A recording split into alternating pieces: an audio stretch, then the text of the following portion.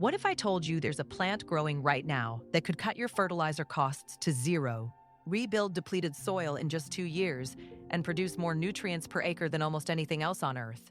A plant so powerful that a single patch can replace thousands of dollars in chemical fertilizers over its lifetime. And yet, you've probably never heard of it. In fact, the agricultural industry has spent decades making sure you wouldn't. This isn't a conspiracy theory. This is the true story of a botanical powerhouse that was deliberately pushed to the margins of modern farming. And by the end of this video, you'll understand exactly why the most productive fertilizer plant in the world became agriculture's best-kept secret. But here's what makes this story even stranger. This plant doesn't need to be replanted. It doesn't require fertilizer. It can't become invasive, and it works harder the longer you ignore it. So why did it disappear? The answer will change the way you think about food, soil, and who really controls what we grow. Let's start with what makes this plant so extraordinary. Meet Russian comfrey, specifically a variety called Bocking 14. And before you skip ahead thinking this is just another gardening fad, give me 2 minutes to show you the numbers that make agronomists uncomfortable. Picture this. While your typical vegetable plant is scratching around in the top 6 inches of soil, fighting with every other root for the same depleted minerals, comfrey is doing something completely different. Its taproot plunges between 6 and 10 feet straight down into the earth. Think about that for a second. 10 feet. That's deeper than most trees. Deeper than almost any crop plant we cultivate. But here's where it gets interesting.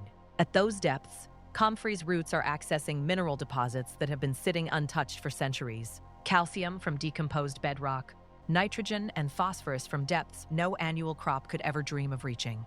And then it pumps all those nutrients straight up into its leaves. Each spring, those leaves explode from the ground, thick, broad, and absolutely packed with minerals. And here's the kicker.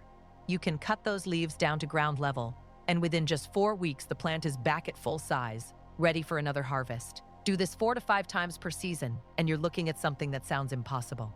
An acre of Bocking 14 comfrey can produce up to 100 tons of leafy biomass in a single growing season. 100 tons. That's not a theoretical maximum somebody calculated on paper. That's measured data from British agricultural trials in the 1960s and 70s, repeated year after year, even on poor quality soil. To put that in perspective, that's more productive than corn, more than soybeans, more than almost any crop we grow. Except comfrey isn't food. It's a living fertilizer factory, and every single leaf is a concentrated package of exactly what other plants need to thrive. Let's talk about those numbers.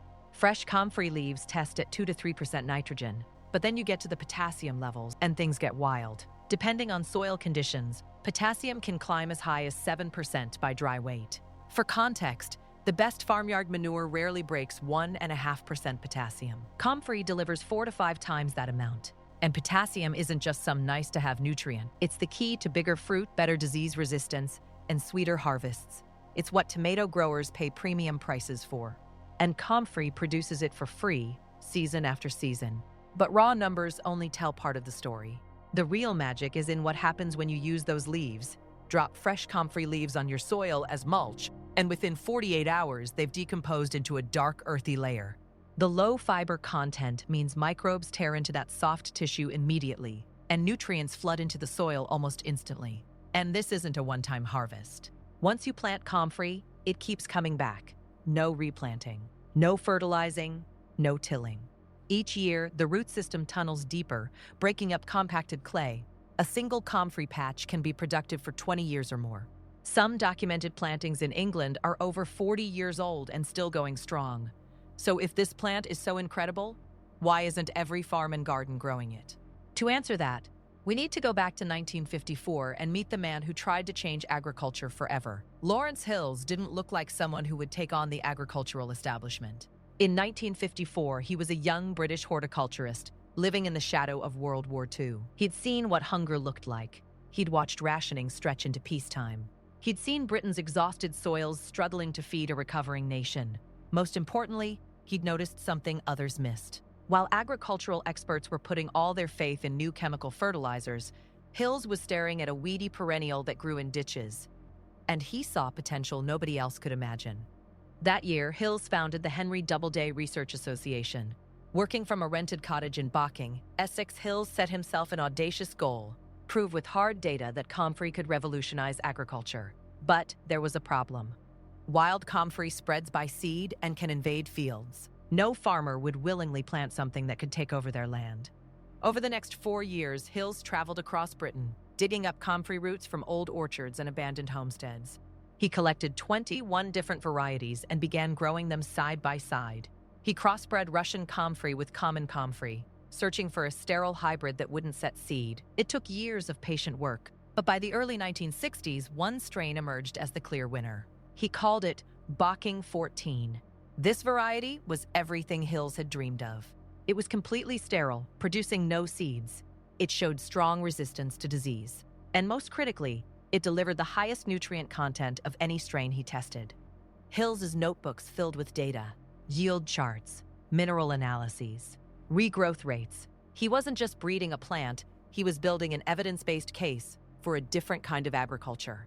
One where farmers could generate their own fertility instead of relying on expensive imports. By the mid-1960s, Bocking 14 was ready for the world. And here's what makes Hills truly radical. He didn't patent his discovery. Instead, Lawrence Hills gave it away. He mailed root cuttings to anyone who asked: home gardeners, small farmers, international experimenters. He published detailed growing guides, because for Hills, this wasn't about profit. It was about proving that another path was possible. Bocking 14 became a quiet beacon for the emerging organic movement. Here was proof that a farmer with nothing but a spade could unlock fertility that rivaled the best manure. For Hills, this was more than a botanical achievement. It was a blueprint for resilience. But while Hills was proving what comfrey could do, something else was happening that would ultimately decide comfrey's fate. By the 1960s, agriculture was being transformed by a seductive promise. Chemistry could solve everything. The Haber-Bosch process could pull nitrogen from the air and turn it into ammonia on an industrial scale. What had once required vast herds of animals could now be manufactured in factories. The pitch was irresistible. Synthetic fertilizers arrived in bright bags, stamped with precise ratios and promises of effortless abundance. The message was everywhere, on billboards, in magazines, in government pamphlets. Modern farming was about control, precision, and efficiency, and all of it could fit in a bag. The math seemed simple. Why spend an hour cutting comfrey when you could fertilize an entire row in 5 minutes with blue crystals? Agricultural extension offices hammered this message home. They emphasized predictability and the elimination of variables. The future of farming meant clean hands, minimal labor, and no surprises. What these comparisons never mentioned were the hidden costs. The energy required to manufacture synthetic nitrogen is staggering, consuming roughly 2% of global energy production. Those bright bags represent fossil fuels transformed into plant food. They also didn't mention soil degradation. Synthetic fertilizers provide nutrients but do nothing to build soil structure. Over time, fields became more dependent on chemical inputs as organic matter declined. Beneficial microbes disappeared. The very foundation of agriculture was being quietly eroded. But in the 1960s and 70s, these consequences were years away. What mattered was the narrative. Modern farming was about industrial efficiency, not natural cycles. There was little room for a deep-rooted perennial that worked on nature's timeline. Comfrey didn't lose because it was less effective. It lost because it couldn't compete with convenience and because it didn't fit the industrial model. The companies producing synthetic fertilizers had massive marketing budgets and lobbyists. Hills had data, passion, and organic gardeners, but they were swimming against a massive tide. And then, just when comfrey had been marginalized, something happened that would push it even further into obscurity. In 2001, the FDA made a decision that would effectively kill comfrey's reputation. They pulled comfrey supplements from shelves, citing concerns about pyrrolizidine alkaloids, compounds that can cause liver damage when ingested. The science behind this concern is legitimate for supplements, but here's what got lost. The ban was about eating comfrey, not growing it. It was about concentrated extracts, not garden mulch. The FDA never banned using comfrey as fertilizer. They never suggested that using comfrey leaves in compost posed any risk. Yet, the damage was done. The word toxic attached itself to comfrey. Garden centers took the path of least resistance. Comfrey disappeared from catalogs, not because it was illegal to sell for garden use, but because retailers didn't want to explain the nuance between a banned supplement and a safe fertilizer plant. The irony is painful. The alkaloids are broken down rapidly by soil microbes. There's no evidence that using comfrey as mulch creates any risk to crops. The alkaloid content in leaves is a fraction of what's in roots, and microbial action renders any remaining alkaloids harmless within days. But nuance doesn't make headlines. Comfrey became something to avoid, not because of what it actually did in gardens, but because of a regulatory decision about a completely different use case. Comfrey survived only in permaculture circles and among dedicated organic gardeners who understood the difference. The rest of the world moved on, convinced that comfrey was dangerous and that chemical fertilizers were the only choice. But here's what they couldn't bury. The plant itself still works exactly as well as it ever did. And in 2026, with fertilizer prices at historic highs and soil health in crisis, comfrey's time might be coming around again. Let's talk about how comfrey actually works in practice. The simplest method is chop and drop. You cut those thick comfrey leaves, carry them to your tomatoes or fruit trees, and drop them on the soil. That's it. No digging, no mixing.